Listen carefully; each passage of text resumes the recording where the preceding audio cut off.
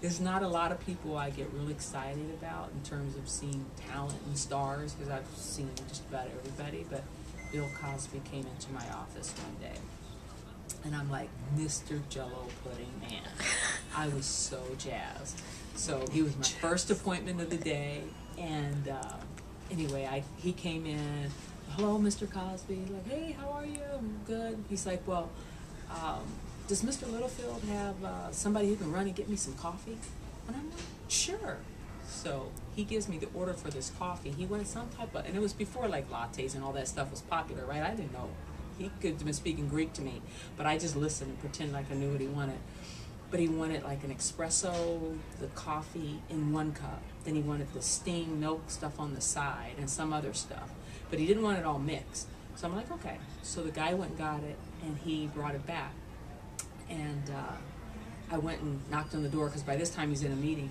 And I said, Mr. Cosby, your coffee's here. Because I had no idea how to make it. So we laughed and joked at the coffee machine. And he's like, come on, you want to try this? And I'm like, that stuff looks like it'll put hair on your chest.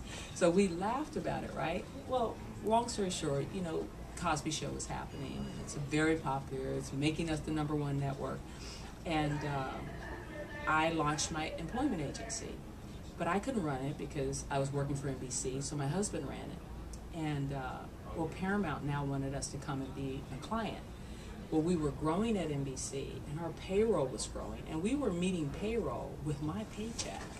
So we would send people out, and my husband would be like, I really need your check, I got to get it to the bank so we can pay the people. And it was, you know, we only had like 5 or 6 people, but it was starting to really grow.